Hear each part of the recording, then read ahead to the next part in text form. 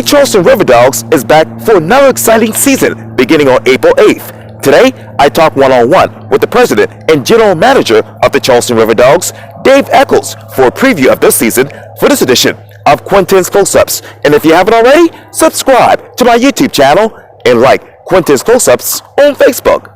Dave Echols, welcome back to Quintin's Close-Ups. Yeah, thanks for having me. It seems like this, means we're getting close whenever I'm doing an interview with Quintin, so I appreciate it. I appreciate you. Who is Dave Echols now?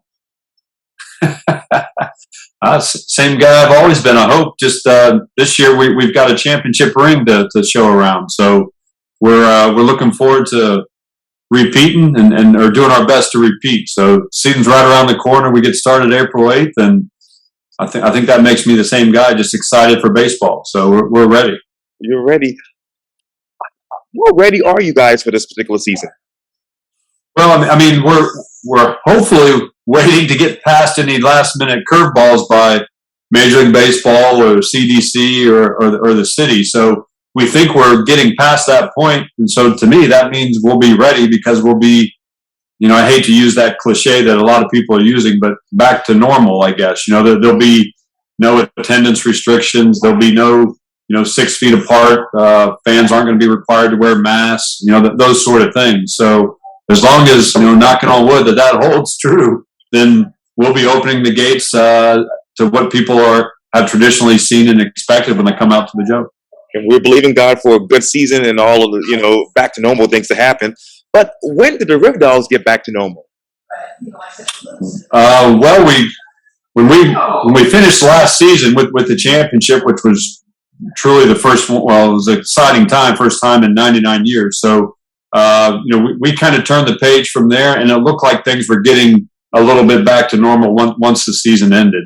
So that was good to see. As far as we were able to hire more staff, we were back into the off-season swing of things, and just talking and selling baseball, brainstorming Riverdog baseball, and now the Citadel has started in mid-February, so we're ironing out the kinks of operating a ballpark, and there for the most part, from what I can tell, normal execution. So I'd say we're, I won't say we're all the way there until we have opening day under our belts and chalking it up as being done, but I'd say we're, from a planning perspective, we're there. Yes, indeed. And tell me, Dave, how many staff members have you brought on since you obviously won the championship? Well, we had close to 30 full-time staff year-round before the pandemic. We tightened the belt, and or people chose to do some other things, and so we were down to about half that for last season. And so now we're up over 20, approaching maybe 25 full-time staff again. So for us, that's a huge positive. It takes the stress and spreads it out instead of just on a few of the staff doing a lot of things. And we'll be hiring over 200 part-time staff to work the games. And so we'll be able to bring more of those back now that we can be full capacity. So we're excited to have, our regulars back and letting them feel comfortable and safe and coming back. So yeah, we're excited. We're ready. And obviously, the Riverdogs host the Myrtle Beach Pelicans in the home opener on April 8th, that is. Any teams on the roster, Dave, that are the ones that your team is actually watching right now? Well, it's hard to say. I mean, there's a in-state rivalry. We don't want to lose to Myrtle Beach. We don't want to lose to Columbia. Right. North Augusta is technically in South Carolina, so we don't want to lose to them. But the rosters change so much every year that it isn't the same players playing against each other. It's the same team brands playing against each other. So, yeah, we certainly want to stick it to Myrtle Beach as we start the season. But I wouldn't say there's any one particular team that we're watching during spring training or before the season starts. We just we want to win the in-state rivalries and hopefully put a good team on the field. Absolutely. And how many players are actually being brought in to help you secure a second championship? Yeah, there's about a 25-man roster, get plus or minus, and then there's usually some guys that might be rehabbing injuries or not quite ready to join the active roster. But we'll say plus or minus about 25. And again, that because we're at that low young level of the minor leagues, our roster changes considerably every year. And so we'll probably have 3 to 5 players that came to us late last season and helped us win the championship that will start with us, and everybody else will be pretty much new. So our manager's coming back, pitching coach is coming back, but the rest of the coaching staff will be new, and a good 90% of the roster will be new. Wow. And how many of the players are actually on the active roster right now? Well, they're in spring training right now, minor leaguers, and so we still have about a week's worth of practice down there, and anything can change when you're in spring training. So they have an idea who's going to be on the Riverdog roster, but they haven't even told us yet because a couple injuries, a couple players retire, or somebody does better or worse than they thought can all move people around on the chessboard. So Tampa Bay has a good idea who they're going to send us, but they're probably not going to tell us for about another week. Wow. And since you all have actually partnered with them as far as a business relationship in the baseball in the baseball world, what is the relationship with you all and Tampa Bay? Well, I'd say couldn't have a better one, right? The first year we went with them, they gave us a championship. So we love them. We want to keep them forever. But outside of saying a funny bit there, there's a lot of sincerity there. They're great partners. They're easy to communicate with. They're very proactive. It's a personal one-on-one relationships a lot of times, and they're committed to putting quality young players in Charleston. And the industry analyzes and assesses how each major league team does, and Tampa's been rated the best farm system for development the last 5 years and running. So we like the partnership. They're bringing us quality players, quality kids, and they've got great coaches that want to teach them. So and they're just easy to work with. So it's been a great partnership, and looking forward to this season without a doubt. In generalities, Dave, when it comes to baseball, what has been the farm system? Well, it's been SingleA, DoubleA, AAA. You get to the majors. There was a bit of a change year and a half ago where Major League Baseball took over the industry to try to have everything under one roof, so to speak. And when they did that, they eliminated a lot of lower level minor league baseball. They've been able to pay their players a little bit more. They're paying closer attention to player wellness, which is a good thing. But they did keep the standard SingleA, DoubleA, AAA format, and we're at that SingleA entry level format. So we're the young kids that are trying to get them ready to get to DoubleA and then to AAA on their way to the major league. So Tampa's proven to be a great track record for that, and last year is no exception. They gave us great young players a championship, but those guys have progressed, so they're now going to be more than likely in DoubleA baseball, and that's what you want to see. Absolutely. And this might be a redundant question, but how do you get those players in an environment where they can excel in the field, work on what they need to work on, and actually get them to the next level?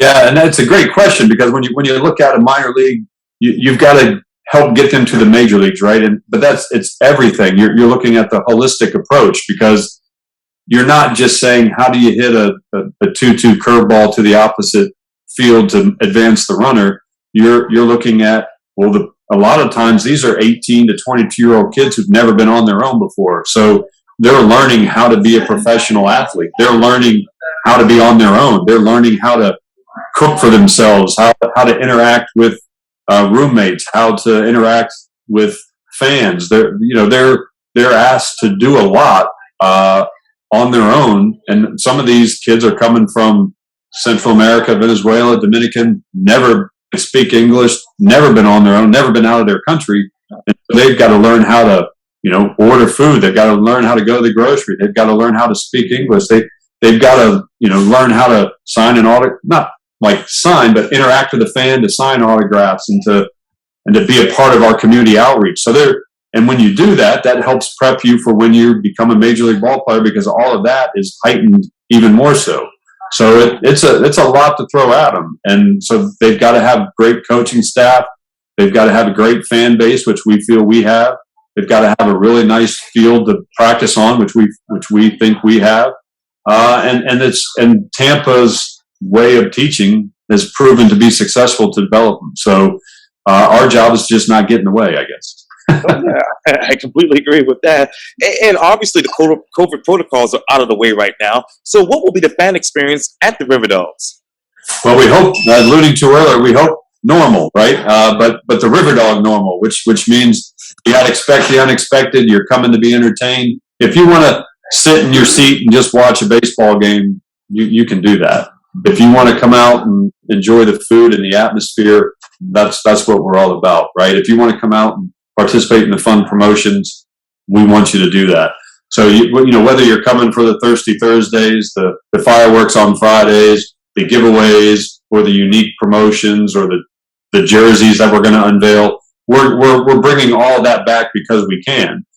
We're like everybody else in every small business. You're running into the supply chain issues and the labor issues. So we're going to work through all that and communicate when we have to. But by and large, when compared to everything else that's happening in the Low Country, you can come to a Riverdog game, affordable, family, fun, and get your piece of the excitement that you want out of it. Again, whether you want to come for a cheap beer, you can come any night and get that. You want to come with your family and sit close to the field and get a player autograph, you can do that any game. You want to come and watch great fireworks, we're offering that. So we're going to have some unique promotional twists that we're going to surprise everybody with, because that's part of what we do. But we want to make sure everybody knows what you grew up with and what you were bringing your kids to before. That's what it's going to be. So we're excited about that. We're rolling out a Riverdog food truck when we start the season. So that's going to be something everybody will see driving around and hopefully interacting with. So we're excited about that. But most of all, we're just excited to be back. Oh, absolutely. And talk to me, what are those unique supply chain issues you're dealing with right now? Well, it's everything that you would expect, and even everybody's dealing with. You go to the grocery store and what you want isn't on the shelf. So what we say we want to be serving, as long as Cisco can bring it to us, we'll have it. And if Cisco has trouble getting it for whatever reason, then we'll have to come up with a plan B. So we don't know if we're going to incur some of those food distribution issues. We hope not, but everybody's dealing with it. We've had a long lead time with a lot of our merchandise, so we're hoping that makes it by April 8th. We're told it's going to, but there's always a few items that somehow didn't get produced or got left on the ship or stuck in customs or what have you. So again, we're dealing and sorting through that, just like everybody else is within small business. But hopefully we've been able to plan far enough in advance and we can come up with a plan B. And I was just in Publix just yesterday getting some things, and I was looking for my green tea, and I couldn't find it there. So, yeah, there's a lot of issues going on there. But actually, about the food truck, why a Riverdogs food truck? Why now? We've been trying to pull that trigger for probably 3 to 5 years, and whether we just didn't have the personnel, couldn't find the truck, we just had a lot of moving parts. Just we wanted to do it, just didn't. Something held us back, and we just decided then conversely, everything fell into place. We found the truck. We had a body that was excited and really wants to spearhead it. And we just feel there's a lot of interest, a lot of opportunity for us. And it's just an extension of our brand. Charlie's going to hop in it whenever he goes somewhere. So it's just a part of the fun is good mentality that we have that we think is an obvious extension of the Riverdog brand. Yeah. And what foods from the baseball park will be coming onto the food truck? Yeah, that's the beauty of it, but it's also the challenge, I think, at the same time. So we're not out there marketing a Riverdog taco truck. It's a Riverdog food truck. So we can literally put whatever we need to, and whatever the event would call for, we can put and serve out of that truck. So if somebody wants to rent the food truck and have our really upscale Segra Club dining experience, we can take the Segra Club food and push it out through the food truck. If somebody wants hot dogs, hamburgers, and French fries, we can push that out of the truck. If somebody wants to rent the food truck and have a barbecue special at their house, we can flip the truck and have it be nothing but brisket and pulled pork and all of that. So we've got the flexibility to really make it whatever the event calls for, which is really a unique thing. So again, it's a little bit different because we aren't saying we're just a taco truck, but we could sell tacos out of the truck if we want to. So it's a unique experience that we think we're going to have a lot of fun with, and allow the chef in the truck to have a lot of fun with. And next thing you know, you food truck pops up and out pops Charlie. There's just going to be a lot of fun involved with it. Yes, indeed. And how will the food preparation be different from the ballpark with the food truck? Well, again, there's at any one particular time, there's not going to be the full variety out of the food truck that you can get when you walk through the ballpark for our games. But I would expect we'll have the food truck parked near the ballpark for our games, just to help with the atmosphere and let somebody grab something on the way in or the way out. But I would think, by and large, we have the ability to put through that food truck window whatever the customer needs, and that's going to mean we could do whatever we're doing in the ballpark out of the food truck. We're just not going to be able to have everything out of the food truck like you would get if you're walking the concourse. So it'll be more of a one-off type of event, but the variety is still able to be chosen ahead of time. So we're, again, pretty excited about it. And speaking of outside the stadium, let's talk about ticket sales. How many tickets have been actually sold thus far? Yeah, we're extremely excited since we don't have the restrictions on the attendance, and we were planning in that regard when the season ended. The season ticket count is the highest it's ever been going into a season for us. That's fantastic. Tickets went on sale about 2 weeks ago, and so that's churning already. The advertising is going to hit this weekend to start the whole season-long push. So we're ready for the onslaught. We're ready. We're probably, what are we, 2 weeks away from opening day, and we're over 50% sold out for opening day. So we expect that opening weekend to be gangbusters. And again, just let everybody come out, enjoy it, relax, not worry about where you're sitting, who you're sitting next to. Nice. Breeze off the river. Enjoy. If you want to watch baseball, great. If you just want to relax being outside, come out. That's really what we want to remind everybody that we've always been here for, and that's what we are here for. So we'll be ready for everybody, and we think everybody's itching to come out and just get out of the house and do that. And I hate to be repetitive, but what is your ticket sales goal for this year?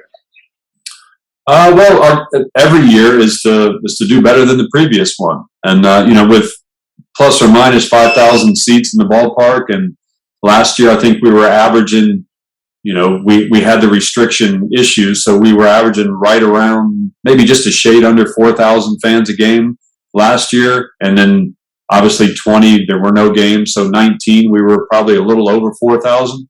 So I'd say our goal is to be probably 42, 4,300 a game if we can get there. That would look for us to be a pretty good season. There's always room for growth unless we're sold out every game, right? So that's what keeps us moving and puts that that carrot out in front of us every year, is try to do better than the last year. And where's that room for growth right now when it comes to ticket sales? Well, I mean, we unveiled the Segler Club 4 or 5 years ago. That's a hot ticket. It's the highest price ticket, but it's the best experience you can get coming to the ballpark. But we got ticket prices as low as $8. I mean, it's an affordable option for everybody. And again, there's really a way to find a ticket just about any time. So whether the digital process of buying everything online for us now has been streamlined to make it even easier and as informative as we can make it, letting you know what options are out there. So you can buy your tickets well in advance online. You can prepay for parking in advance. You can look at food deals in advance. So there's just a lot of options to make it easier for fans. At this day and age, people want instant opportunities to get what they want, digitally. And so that's what we've transitioned over to. And we had to do that with the pandemic in order to be open. And we spent a lot of money to be able to do that. And so we're just trying to improve upon that experience as we move forward, which is both exciting, but at the same time, an opportunity that we need to take to educate the fans about how to do it. And so last year was a bit of a learning curve for us and the fans, and we think this year, as we build off of that, it'll be even smoother. And what else do you want to teach, educate the public about when it comes to ticket sales in the system? Well, just that it is, again, getting streamlined every day, every month, every season. So last year it was telling everybody we were all digital in order to be open and be able to let people come in. This year, because that went well, overall assessment, we've agreed and decided to continue with that push. And so for us, it's really just about getting you to make that first click, because when you get online and make that click to buy tickets, the rest is explanatory right there in front of you on your computer or on your phone. And so it's really an easy process to do. And we just want to try to make sure everybody's aware that that's what we're moving towards. That's what we're dealing with. You can certainly call the Riverdogs office. We'll walk you through it. You can come to the game and come to the window and say, I'm having a problem, and we'll fix it and walk it through with you. Or we'll have staff out as you're walking up to the gate to help walk you through it. But it is really a streamlined process that we're excited about. And again, we think it's a move that helps us build off of what we had to do in order to be open last year with all the requirements. And so even if a small wrinkle gets thrown at us by the city or CDC for health-related reasons, we feel this will help us stay open. So that's good strategy, we think. Oh, absolutely. And what ticket packaging system is the most impressive this season? Well, I still think, again, our Segler Club ticket is the highest priced ticket, but it's a heck of an offer. Our picnics are still a great company way to come out as a group and relax and enjoy an outing. We have $8 tickets, and we also have this play on words ticket plan where it's kind of a spoof of the cryptocurrency where we call it the doggy coin. So it's in essence, you buy it, you get a credit, and you can use those credits for any games you want and any number of tickets you want. So it's a bit of a flex plan like we've always had, but we tweaked a little bit and put a little humor name on it to try to play off the crypto trends that are happening. But and that's gotten a lot of good feedback from fans, either laughing about it or taking advantage of it. So that'd probably be one we'd want to. The Segler Club experience and the doggy coin are certainly ones we think everybody should take a look at. Talk to me, because I know this is something that the Major League Baseball is obviously working on, and that is African American outreach in baseball. How have the Riverdogs maximized its social responsibility initiatives to create mutually beneficial scenarios for those fans? Yeah, it's a great question, and we look at it like, I know there's a lot of division in the world and in America right now, and political. You got to be extremists on either side. There's no walking down the middle anymore. But we feel and all have always felt that sports helps bridge that division, and specifically historically, baseball has done that with the Negro Leagues, Jackie Robinson, Larry Doby, and trying to help bring society together through sport. And so when you look at the history of the Riverdogs, you look at Mike Beck, his father, Bill Beck, who signed Larry Doby, who was the second African-American ball player right behind Jackie Robinson. We've taken that legacy and just tried to build on it as much as we can. So for as long as I've been here, and probably even longer, we have had dedicated outreach programs that we try to talk to the community and see how we can keep enhancing. I mean, we call it the Larry Doby weekend and salute to the Negro League weekend. We've done that for 20, 25 plus years. Major League Baseball's coming out with an initiative they're calling the 9.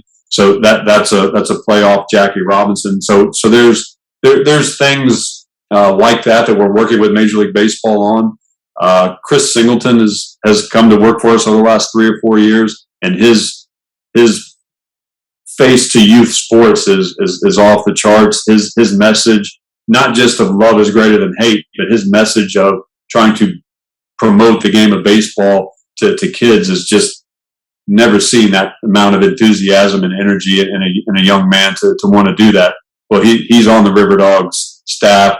He's out there with our brand and his message, pushing the game and pushing the right message. And so really, the simplest way to answer it, Q, would be to say, I'm just getting out of Chris's way, because he just does such a fantastic job. So whether he's speaking to schools or to Little League teams, or he's going to the opening ceremonies for the Little League teams, or we're holding clinics and camps, Chris is orchestrating all of that for us. And I think when the kids see his enthusiasm, again, we may not be making the next Barry Bonds or Willie Mays, but we're getting kids aware of the sport, and then they can pass it down to their kids, and that's what it's all about.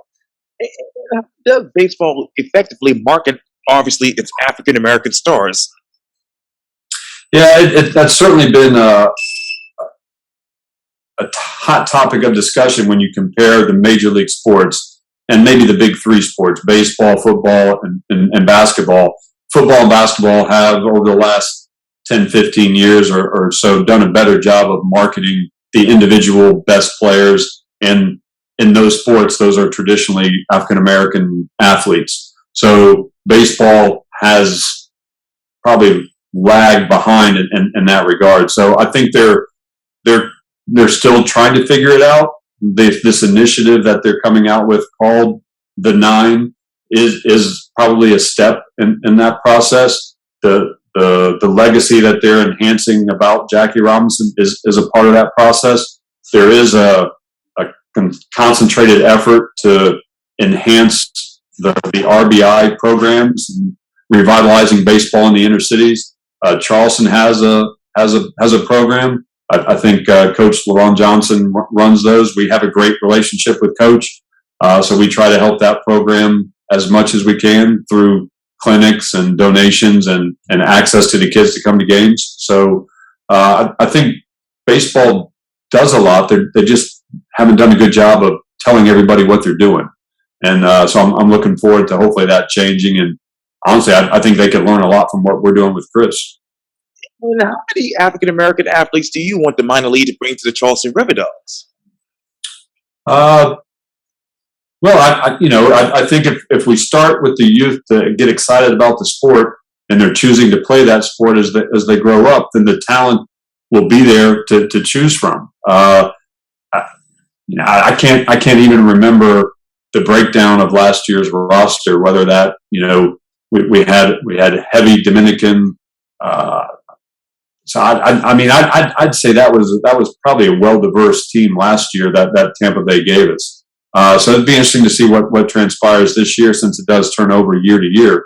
But certainly from a local marketing pitch, we have our salute to the Negro Leagues and Larry Doby weekend. We have our Perro Santos weekend, which is our Hispanic outreach. So there's a lot that we're doing to the different demographics in the community. So I'm hopeful that our roster will have African Americans this season on it. I would be really shocked if it doesn't, and hopefully we'll be able to involve them in our outreach to the community and to the kids, like we're doing with the Perro Santos and our Hispanic ball players. Well, to be continued. Yes, I know you got to run. So Absolutely. Well, thank you again for your time. I really do appreciate it, and hope to have you back on Quintin's Close Up soon. Anytime, Q. Thanks, man. Thank you.